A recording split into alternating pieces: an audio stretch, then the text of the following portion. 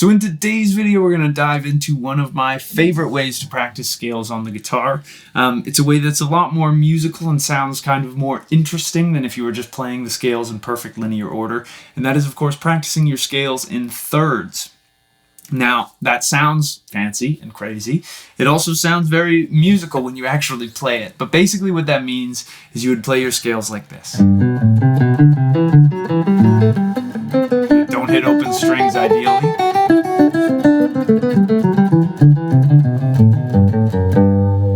And basically the way that this works is rather than playing, basically it's like you're playing the scale slowly. Dum, da, dum, da, dum, da, dum. But as you go up it, and I hit a bum note there, you're playing a note that's 3 notes higher right afterwards. So from your root, this is all in G major, and I'm going to have tabs to follow along with here. If you want to download this whole tab so that you have it to practice, you can subscribe to my Patreon link down below. All of my patrons get access to the diagrams that pop up in these videos.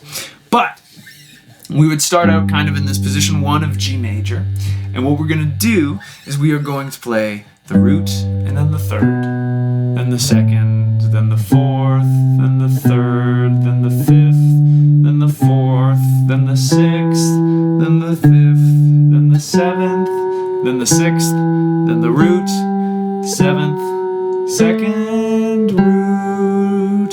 So there is how we get this really nice. And now what I'm going to do, I'm going to have the tabs pop up with us here, and I'm going to play you through the whole 2-octave kind of shape here. I'm going to do it nice and slow at first, and then I'll maybe do one at speed so you can get an appreciation for what it sounds like. Now, the big thing about this as well is that with your right hand, or with your picking hand if you're left-handed, so that'd be your left hand, I would say you should be going in alternate picking. So you want to be picking down, up, down, up, down, up this whole time. It's going to be really hard because sometimes you're going to have to navigate across strings, but that's one of the best parts about this exercise is sorting out what your left and right hand are doing while introducing a certain element of string skipping in. So if we were to do this in, let's say, those thirds, here's the tab, nice and slow. I'm going to go through it. Feel free to play along with me if you got the guitar in your hand. So we would get...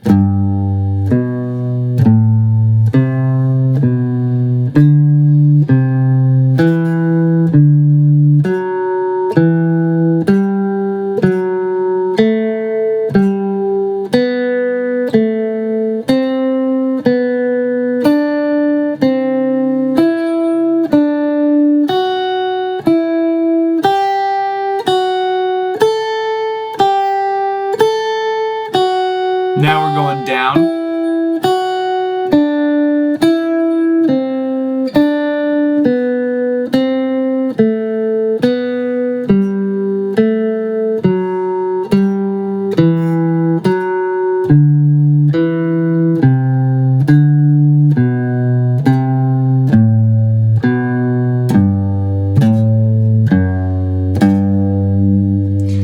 So there's 2 octaves of G major. Once again, I'm going to do it a little bit quicker just so you can hear what it sounds like fast, but we would get... And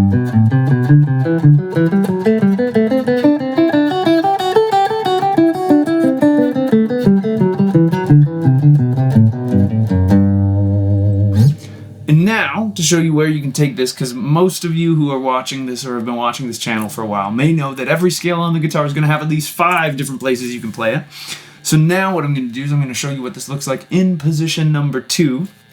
Now, position 2 is going to be starting from the 5th fret of our D string.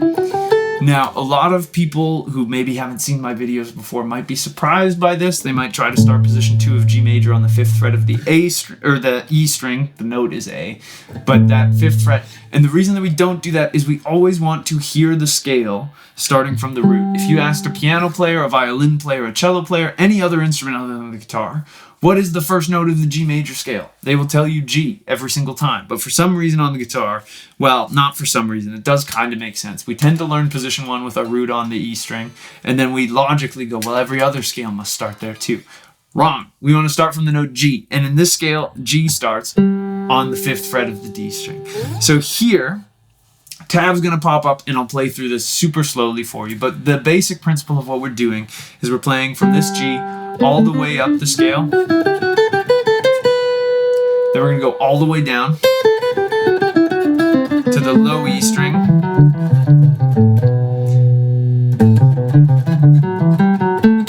Back up to the root. So that, nice and slow, follow along with the tab here, would sound like this.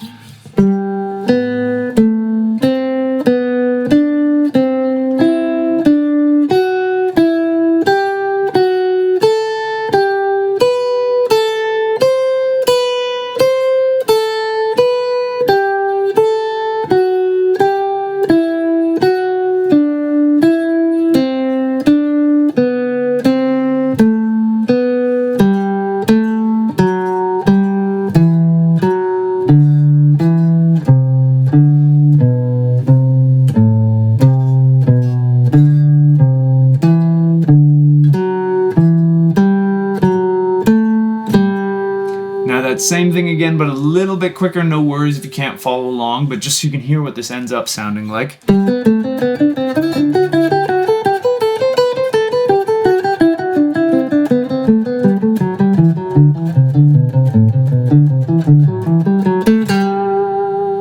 it is. Not too bad.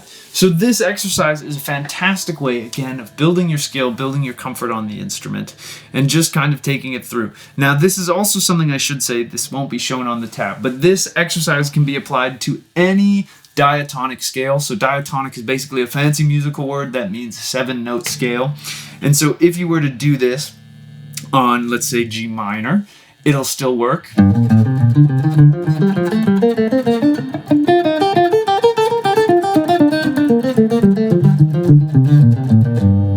You could do it in harmonic minor if you wanted to be crazy.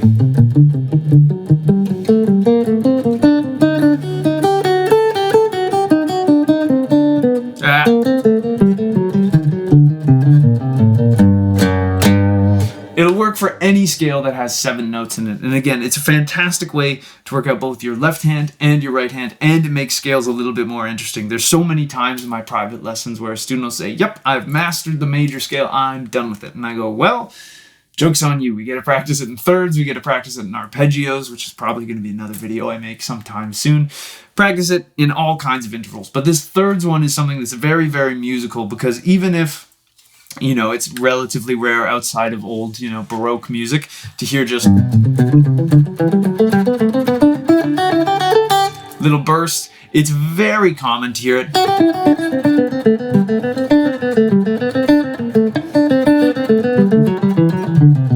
That still sounded very Baroque, but you've heard this kind of stuff done in fast, you know, even if it's, you know, crazy, angry metal guitar, you know.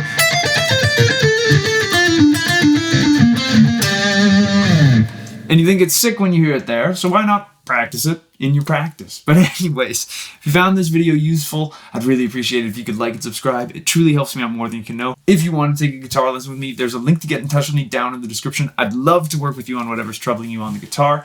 If you're looking to support me in the free educational content I'm always posting here, you could subscribe to my Patreon, which is also linked down in the description. All of my patrons get early access to videos, cool behind-the-scenes sneak peeks at stuff that I'm doing that I don't share anywhere else, and it's also just a wonderful little community of guitar lovers, so I'd love to see you over there.